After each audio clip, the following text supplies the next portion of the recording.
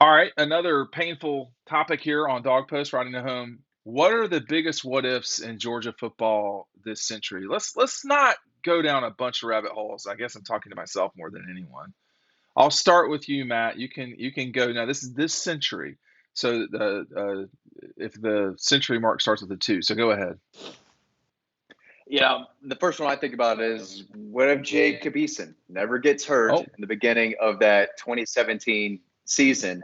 So I'll go back a little bit, but I think it was the first game, right? Like third yeah. series of the year, he gets out, and that was it. Jake Fromm came in, finished that game. I think it was against Appalachian State. They go up to Notre Dame the next week, wins that game, and that's his team. And I think Jacob Eason was healthy enough to come back. I think he played at the end of that Vanderbilt game on the road, got pummeled, got hit really hard at the end of that game, just wasn't pretty. But if Jacob Eason never gets hurt and he's the starter the entire 2017 season, he's probably back for 2018. The whole Jake Fromm era is completely different. We don't know if it ever happens. And, Yeah, we don't.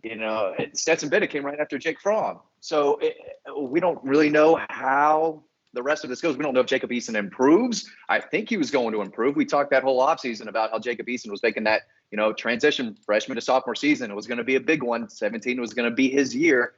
And obviously that never happened. So, every once in a while I think, man, what would this program, where would they be? What would have happened if Jacob Eason never got hurt and Jake Fromm didn't start the rest of the season as a freshman and then kind of go on from there?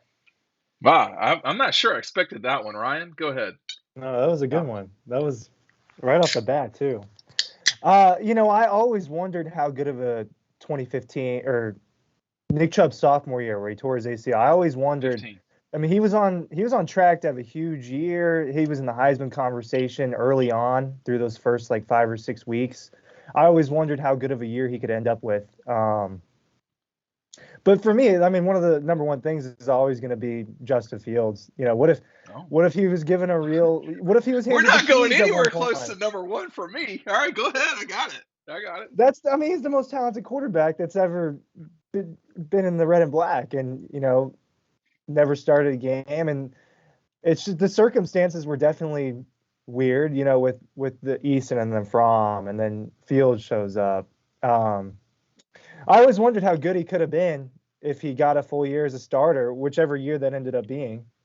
I think what we were texting about the other day, if he was on these last two teams, Oh. back-to-back Heismans. I mean, that's what would happen. I would take issue. I'm sorry, Ryan. I didn't know you were done. You're- oh, I would take issue with the most talented. I think Matthew is the most talented, frankly. But I think you could. I think you could have a. You want to have this fight real quick about Matthew and Justin? sure. Go ahead. What's my argument for Justin? Yeah, yeah, yeah. I think he's one of the most athletically gifted quarterbacks we've ever seen. For I mean, sure. he's proven that in the NFL. Now, Matthew's a Super Bowl champion. That's great. He's got a cannon. He's probably more accurate than Justin, but Justin can make a lot of throws. I think he Certainly gets more more hate accurate. than he deserves. But He from an does. athletic standpoint, I mean, is he not one of the 5 or 6 most athletic quarterbacks you've ever seen? I would say. Wait, are we talking about most athletic? What I misunderstood what you were saying there. You said I think you said the best quarterback to ever wear red and black, but I can't. We can't I rewind. said most talented, most Most talented. talented. Yeah, I would say Matthew is more talented, but we could. This might be a different discussion. I don't want to get too sidetracked on that. I want to show the audience, and y'all can't see it, but this is what I would go with. I can't believe neither of you went with this play. This is the last snap of Georgia's national. Excuse me, of the 2012 SEC championship game against Alabama. What if he Yeah, drops it? well, he catches it. Chris Conley catches it. That's the problem. Yeah, Um, what if he drops it? Or say, what if he drops it, or what if Todd Gurley makes the block? I mean, what part of the play is the what if? let's It, see. it I don't think does that Todd. does I'm that make just sense? looking. Yeah, yeah, yeah, yeah. I'm just looking. I see Canarius Gates on the ground, Ben Jones, Chris Burnett, TK's right there. I think that's Dallas Lee. I think Aaron has a clean pocket, insofar as I can tell. I'm gonna stick it back up on the What? screen real quick. Go Okay. ahead, Matt. Go ahead. What the way I remember it was Todd was very passive in the blocking. If he goes up and hits Courtney Upshaw, I think it was Courtney Upshaw who tipped the Oh, pass, but Todd's got to block that guy so he doesn't get up and catch it or tip it. if he doesn't tip that ball, it's going to Malcolm Mitchell, I believe, in the end zone. Who knows what happens there? So I didn't know if part of your what if is if Chris Conley drops the ball, the clock stops, or if, that guy who tips the pass gets blocked. No, my what if in this tips it. scenario is a slightly larger and global than yours, which is, does anyone on this riding home feel like Georgia loses to Notre Dame in 2012? Right. So, yeah, look at these faces. So there's no question that they would win the national championship in our mind. I mean, if Mel Kiper cannot shut up about Ohio State would have won that game if Marvin Harrison doesn't get hurt, then we can certainly project. Well, y'all are both laughing about that one too. Then we can both. I missed that take from him. I mean, which I would say, so they don't give back national championship trophies. I mean, Alabama certainly earned theirs in 2012.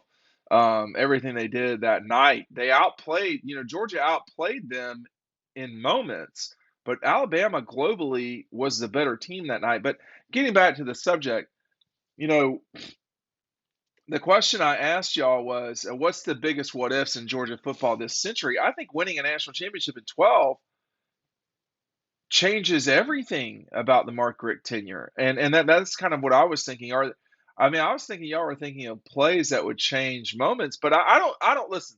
On the Jacob Eason thing, I think that's a good question. I also wonder over time if Jake would have beaten him out or not, or what. I mean, it's very possible we could have never seen Jake Fromm play at Georgia because of the two men that y'all mentioned, which one is Justin, one is Jacob Eason. Because I'll tell you, the moment I saw him throw in Seattle, not when he was in Atlanta, but when he was playing in Seattle, I said, this guy could be a Hall of Fame NFL quarterback. And then I saw him play the second quarter. I was like, well, he's got he's got a lot of work to do. When I saw Justin play live, I said, whatever this is that I'm watching is the future of quarterbacking, period. And I think Jake Fromm being in between those two and really beating them both out, right? Am I wrong? I don't know. He beat Eason out necessarily, but being the guy for 3 years and those guys weren't. He held him off at least. He certainly did hold him off, but are there other I'm sorry, Matt, are there other biggest what ifs that y'all can think of in the last 22 years? What if Ohio State What if Ohio State started all year? Yeah. No one wants to revisit that. No one wants to do that. If we're talking about Justin Fields, you have to talk about Trevor Lawrence. What if Trevor Lawrence for Clemson? What would that be like? It'd be a lot harder for Jake Fromm to hold off Trevor Lawrence than it was Justin Fields, because he would not have held off. I just think Trevor was better.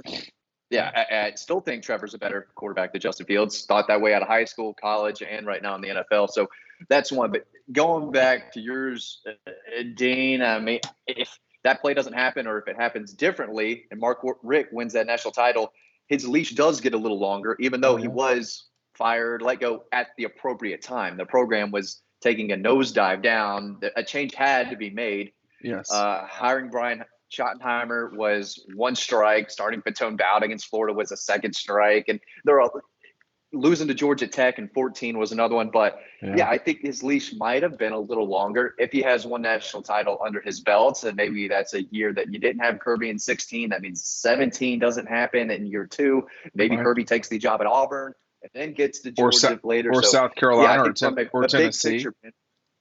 Anywhere.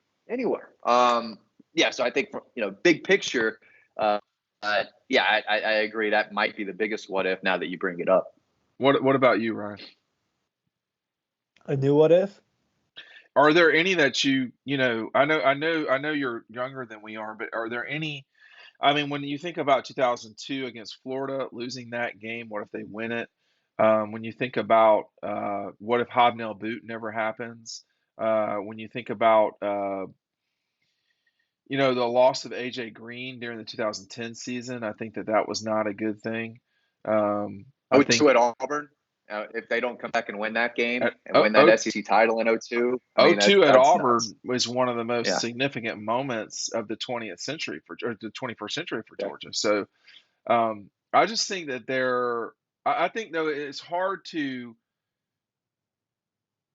let's see, Justin was there in 18, so certainly he could have won the national championship in 19 and 20 at Georgia. So that'd be 2 national championships over the 2012. Why are you shaking your head no? Justin Fields isn't leading that 19 team past LSU, and he's not leading that That's 20 probably Georgia true. team past Alabama. They would have been better, but they're not beating 19 LSU and 20 Alabama with Justin Fields. So can't see Justin it. just circumstance. We're got to end this, but just sort of circumstantially, you're saying that Justin was not going to win the national championship because of the quarterbacks around him or the programs that were around him, and the guy that transferred from Ohio State to make a path for Justin to be there. That was the guy in the way in 19, and then in 20, Alabama was just too much. Really good, really, really good team. Would either of these Georgia teams beat in 20 Alabama? Okay, we'll catch y'all on the next video. It's a good what if.